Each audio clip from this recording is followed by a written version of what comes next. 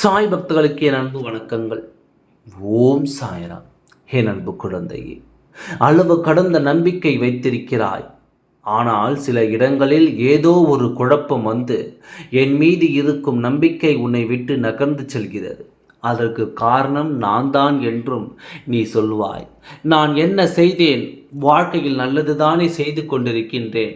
சில சமயங்கள் சில குழப்பங்கள் வரும்பொழுது அப்பொழுது முதல் முதல் நீ என்ன தெரியுமா நினைக்கிறாய்? அது எதனால் வந்தது? அந்த குழப்பம், அந்த பிரச்சனை எதனால் வந்தது? கவலையை நாம் எதற்கு மனதில் சுமக்கிறோம் என்று யோசிப்பதே கிடையாது. முதலில் நீ யாரை நம்புகிறாயோ அவர்கள் மேல்தான் கோபம் வருகிறது என்று இவ்வளவு கஷ்டத்தை கொடுக்கிறாய் என்று அவரைத்தான் நீ என்னை இவ்வளவு திட்டுகிறேன்.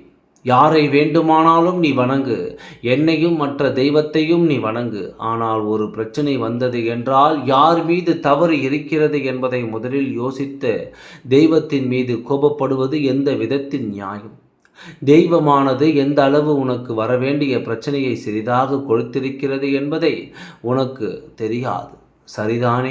உன்னுடைய வாழ்க்கையில் நீ மிகப்பெரிய விஷயத்தை எல்லாம் சந்திக்க வேண்டியதாக இருந்தது. ஆனால் அதை நான் தான் கட்டுக்குள் வைத்து உனக்கு கடுகு போன்ற பிரச்சனைகளை மட்டுமே கொடுத்தேன்.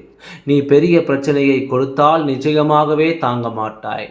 அது அனைத்தையுமே நான் எடுத்துக்கொண்டேன். நீ எந்த நொடி என்னுடைய கோயிலுக்கு காலடி எடுத்து வைத்தாயோ அப்பொழுதே உன்னை சுற்றி என்னுடைய கவசமானது சுற்றி கொண்டே இருக்கிறது. உனக்கு பிரச்சனைகள் வராது, வரவும் நான் விடவும் மாட்டேன்.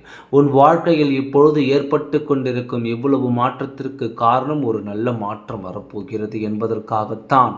திடீர் மாற்றங்கள் உன் வாழ்க்கையில் நிகழப்போகிறது. நம்பவே முடியாத அற்புதங்கள், அதிசயங்களும் உன் வாழ்க்கையில் நல்ல முறையில் நடந்து உன் வாழ்க்கை செழிப்பாகவும், காய்ந்த இலைகள் கூட இல்லாத மரம் எவ்வளவு அழகாக இருக்கும். பச்சை பசேல் என்று அது போல உன் வாழ்க்கை மிக மிக அழகாக மாறப்போகிறது. உன்னுடைய வாழ்க்கையை பார்த்து சுற்றி இருப்பவர்கள் ஆசைப்படும் அளவுக்கு இனிமையாகவும், எந்த ஒரு பிரச்சனையும் இல்லாமல், எந்த கஷ்டமும் இல்லாமல் நிம்மதியாக நீ நல்லா இருக்கப் போகிறாய். இதுவரை நீ பயந்தாய், ஆனால் இனிமேல் நீ பயப்பட வேண்டிய அவசியம் ஒரு பொழுதும் இல்லை. இதற்கு மேல் உன்னுடைய வாழ்க்கை நான் தருகிறேன். அதை எப்படி இன்னும் அழகாக கொண்டு செல்வது என்பதை மட்டுமே யோசிக்கின்ற மாதிரி நான் சொன்ன அனைத்து விஷயங்களும் உன் வாழ்க்கையில் நடக்கும். நீயும் கண்ணும் கருத்துமாக இருக்க வேண்டும். இப்பொழுது எந்த அளவு உன் வாழ்க்கையை கண்ணும் கருத்துமாக பார்த்து கொண்டிருக்கின்றாயோ அதைவிட அதிகமாக இனி உன் வாழ்க்கையை பார்த்து கொள்ள வேண்டும். நிம்மதியும் சந்தோஷத்தையும் நீதான் கையை பிடித்து வைத்திருக்க வேண்டும். தேவையில்லாமல் எதிலும் மாட்டிக்கொள்ளாதே. தைரியமாக இருப்பதை வைத்து சந்தோஷமாக வாழ்ந்து வா. எல்லாம் நல்லதே நடக்கும்.